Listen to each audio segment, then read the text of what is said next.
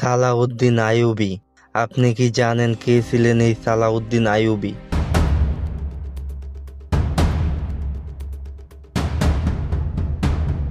যার প্রকৃত নাম ইউসুফ ইবনে আইয়ুব। তিনি 1137 খ্রিস্টাব্দে ইরাকের তিকরিত শহরে এক কুর্দি মুসলিম পরিবারে জন্মগ্রহণ করেন। তার পিতা নাজিমুদ্দিন আইয়ুব ছিলেন একজন সম্মানিত যোদ্ধা এবং শাসক। ছোটবেলা থেকে সালাউদ্দিন ধর্মীয় শিক্ষা গ্রহণ করেন এবং কুরআনের প্রতি গভীর ভালোবাসা অর্জন করেন। তার চরিত্র ছিল বিনয়ী, চিন্তাশীল ও ভদ্র, যিনি জাগতিক আনন্দে আসক্ত ছিলেন না, বরং ইবাদত, তাহাজ্জুদ ও কুরআন তিলাওয়াতে মগ্ন থাকতেন। পরবর্তীতে তিনি সিরিয়ার বিখ্যাত নেতা নুরউদ্দিন জঙ্গির অধীনে সামরিক প্রশিক্ষণ গ্রহণ করেন এবং ইসলামী শৃঙ্খলা, জিহাদ ও নেতৃত্বের ময়দানে নিজেকে প্রস্তুত করেন।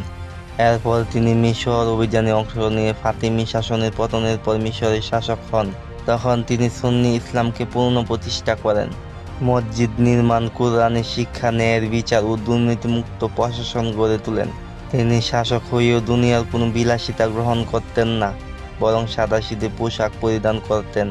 সাধারণ মানুষের মতো খাবার খেতেন না, দিনে শাসনের জন্য কাজ করতেন আর রাতে আল্লাহর সামনে কাঁদতেন। এরপর সালাউদ্দিন লক্ষ্য করেন যে পবিত্র বাইতুল মুকাদ্দাস খ্রিস্টানদের দখলে আছে। তখন তিনি মুসলিম বাহিনীকে ঐক্যবদ্ধ করে দীর্ঘ পরিকল্পনার মাধ্যমে 1187 খ্রিস্টাব্দে বিখ্যাত হিত্তিনের যুদ্ধে খ্রিস্টানদের বিপুলভাবে পরাজিত করেন এবং এর ফলে বাইতুল মুকাদ্দাস মুসলমানদের দখলে ফিরে আসে। সেই বিজয়ের দিনে তিনি কোনো প্রতিশোধ নেননি, বরং অসংখ্য খ্রিস্টান পুরুষ ও নারী শিশুকে বিনা ক্ষতিপূরণে মুক্তি দেন। তাদের প্রতি দয়া ও ন্যায় বিচার প্রদর্শন করে ইসলামের প্রকৃত সৌন্দর্য দেখান। তখন খ্রিস্টান জগতে পর্যন্ত সালাউদ্দিনের দয়ালু আচরণ প্রশংসিত হয়। তিনি ছিলেন এমন এক নেতা যিনি এক হাতে তরবারি ধরতেন আর অন্য হাতে কুরআন ও ইনসাফ। বিজয়ের পর তিনি কখনো গর্ব করেননি, বরং আল্লাহর শুকরিয়া আদায় করতেন। তার জীবনে তিনি এতটাই দানশীল ছিলেন যে মৃত্যুর সময় তার কাছে দুনিয়ার কোনো সম্পদ অবশিষ্ট ছিল না। এমনকি তার কাফনের কাপড় পর্যন্ত সরকারি কোষাগার থেকে সংগ্রহ করতে হয়। 1193 সালে তিনি মৃত্যুবরণ করেন দামেস্ক শহরে এবং তাকে দাফন করা হয় অত্যন্ত সাদাসিধে একটি কবরস্থানে।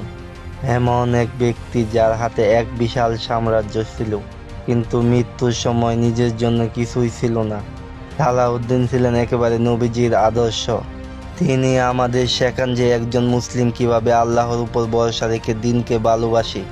আজও বিশ্বের কোটি কোটি মানুষ সালাউদ্দিন আইয়ুবীর নাম শ্রদ্ধার সাথে স্মরণ করে। এক আদর্শ মুসলিম শাসক, বীর সেনাপতি